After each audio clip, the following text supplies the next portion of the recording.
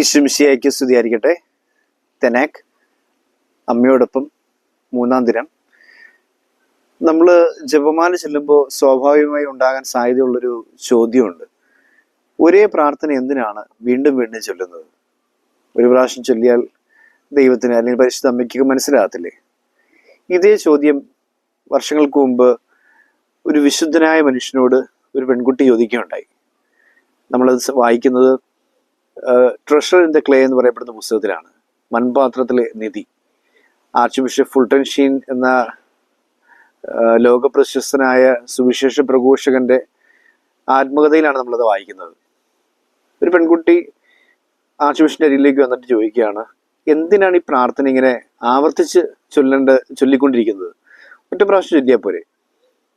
അപ്പോൾ കുറച്ചു നേരമായി ഈ പെൺകുട്ടി തൻ്റെ അരികിലേക്ക് നടന്നു വരുന്നത് ശ്രദ്ധിച്ചുകൊണ്ട് നിന്ന ഫുൾട്ടൻ ഷീൻ ഈ പെൺകുട്ടിയോട് ചോദിക്കുന്ന ചോദ്യമുണ്ട്. നീ ഇങ്ങനെ റോഡ് മുറിച്ച് കിടന്ന് എൻ്റെ അടുത്തേക്ക് വരുന്നതിന് മുമ്പായിട്ട് നീ ഒരു ചെറുപ്പക്കാരോട് സംസാരിക്കുന്നുണ്ടല്ലോ, ആരാണത്? പെൺകുട്ടി പറഞ്ഞു, അത് ഞാൻ സ്നേഹിക്കുന്ന പയ്യനാണ്.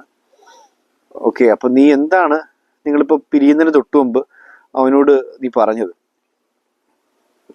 സ്വാഭാവികമായിട്ടും എല്ലാ പ്രണയിതാക്കളും ഒക്കെ പറയുന്ന പോലെ ഐ ലവ് യു എന്നായിരുന്നു, ഞാൻ നിന്നെ സ്നേഹിക്കുന്നു.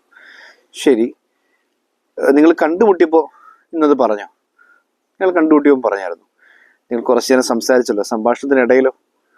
പറഞ്ഞു. ഇന്നലെ കണ്ടുമുട്ടിയപ്പോൾ പറഞ്ഞായിരുന്നു? പറഞ്ഞു.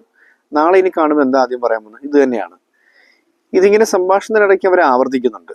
എന്തിനെന്ന് ചോദിച്ചു കഴിഞ്ഞാൽ ഈ രണ്ടുപേരും പരസ്പരം സ്നേഹിക്കുന്നുണ്ടെന്ന് അവർക്ക് ഉറപ്പാണ്.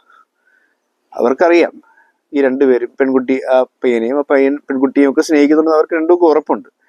പിന്നെ എന്തിനാണ് ഇത് ആവർത്തിച്ച് പറയുന്നത്? ഇതിനകത്ത് കൃത്യമായും ആർച്ച് ബിഷപ്പ് ഫുൾട്ടൻ ഷീൻ പെൺകുട്ടിക്ക് മറുപടി കൊടുത്തു കഴിഞ്ഞു. അതായത്, എനിക്ക് എൻ്റെ അമ്മയായ പരിശുദ്ധ കന്യകാമറിയത്തോട് ഉള്ള ഹൃദയത്തിൽ നിറഞ്ഞു നിൽക്കുന്ന വലിയ സ്നേഹം ഞാൻ ആവർത്തിച്ച് അവളോട് വീണ്ടും വീണ്ടും എത്ര പറഞ്ഞാലും കൊതിതീരാത്ത രീതിയിൽ വീണ്ടും വീണ്ടും അവളോട് പറയുന്നതാണ് നന്മ നിറഞ്ഞു പറയുന്ന പ്രാർത്ഥനയുടെ ആവർത്തനമായ ജപമാല പ്രാർത്ഥന. അതിലെനിക്ക് മടുപ്പില്ല. ഓരോ പ്രാവശ്യവും പറയുമ്പോഴും എൻ്റെ സ്നേഹം വർദ്ധിക്കുന്നു. അത് കേൾക്കുമ്പോൾ അമ്മയ്ക്ക് എന്നോടുള്ള സ്നേഹവും വർദ്ധിക്കുന്നു. ജപമാല പരിശുദ്ധ അമ്മയോടുള്ള നമ്മളെ പരിശുദ്ധ അമ്മയെ സ്നേഹിക്കുന്നു എന്നുള്ള ഉറക്കെ പ്രഖ്യാപനമായി മാറുന്നു. നമുക്ക് സ്നേഹപൂർവ്വം ജപമാല ചൊല്ലാം.